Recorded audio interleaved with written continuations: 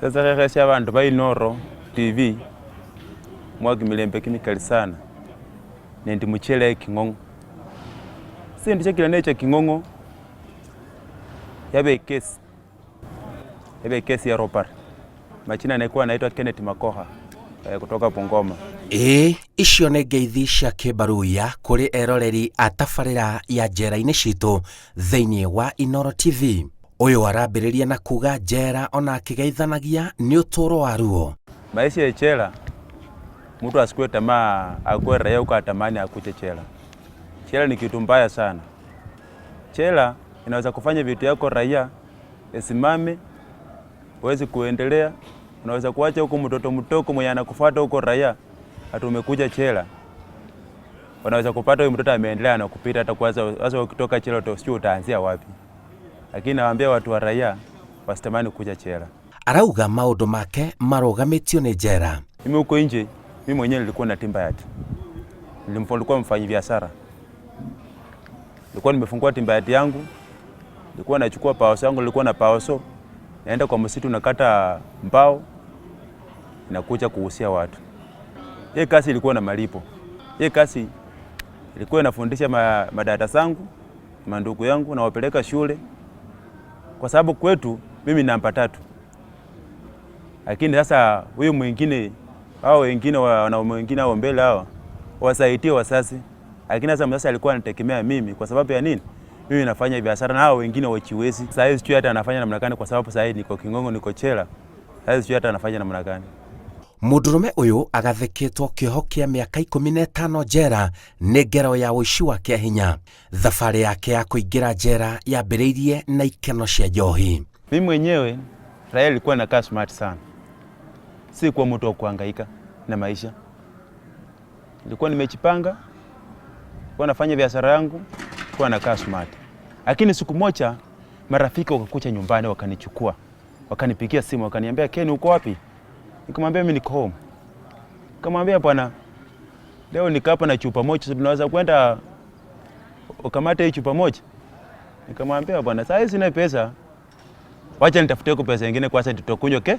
Lakini wakanilazimisha mpaka nikanipigia simu nikamwambia ni pesa yangu wameniitia pombe chupa moja. Wacha niende nikunywe. Sasa wakati niliingia hapo ndani tukaendelea wakaitisha pombe nikakunywa. Nikaona maaskari wawili KTF wamekaa hapo kando. Pia wao wanakunywa. Sasa unachoka kilapu uweze kuchunguza mtu usura. Kwa kilapu wewe unaenda shughuli yake yenye inakupeleka hapo. Hasa msichana alikuwa hapo ndani. Huyu msichana ndiye alileta taruki. Huyu msichana alikuwa amekupali watu wangapi? Ndume 2. Huyu msichana alikuwa amekupali KTF. Huyu msichana alikuwa amekupali pesa yangu. Sasa huyu msichana alikuwa anatongosha na watu wawili. Sasa wakati yenye tulikunywa pombe, tukaona huyu KTF anataka kuleta taruki kwa huyu msichana. Tukatoka hapo ndani. Nikamwambia huyu jamaa pesa yangu nikamwambia bwana. Hakuna haja kupishana huyu. Mbona mtu huyu jamaa ni serikali. Toka hapa twende tukunywa hapo pombe kwa kilabu pengine. Hii si kilabu peke yake. Twende tukunywe mahali pengine. Tukachomoka tukaenda. Wakati yenye tukachomoka tukaenda kwa pengine tukakunywa. Tukakaa tu mzuri.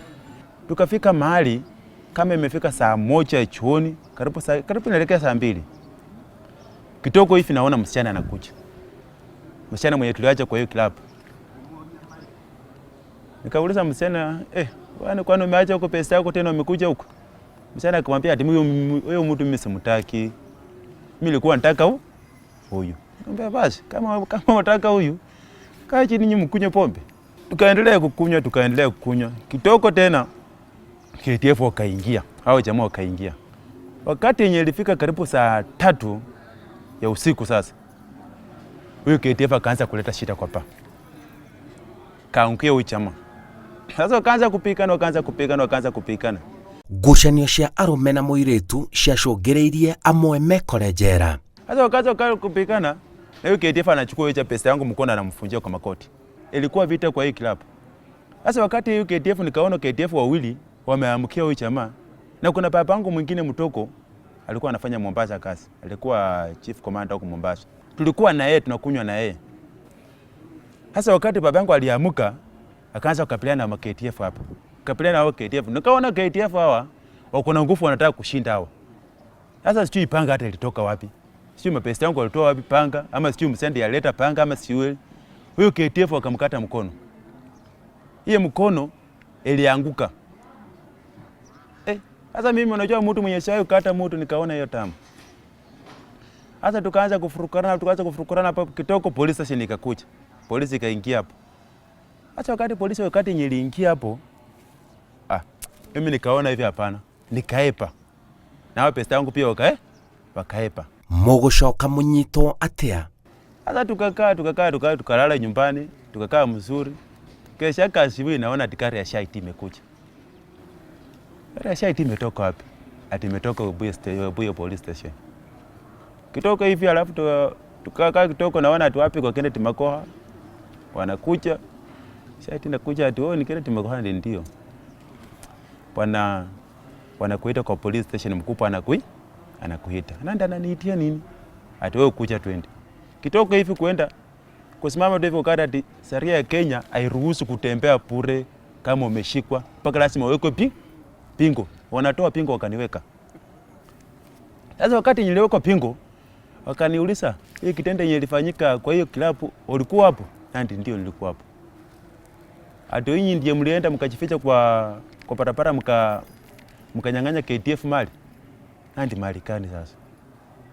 Ati kuja wende waelezee mzuri. Sasa kitoko hivyo, kumbe walikuwa na msichana amejificha kwa kari. Na mimi sikuwa najua. Sasa wametangulia kushika msichana, ndiye msichana akuja atuonyeshe si. Sasa wakaanza kutusanya sisi wote. Tukaenda kwa police station. Sasa wakati nilifika kwa police station, kitoko hivyo naona KDF anaingia. Wanatuandikia kesi ya robbery. Na hii ilikuwa robbery. Hii ilikuwa assault.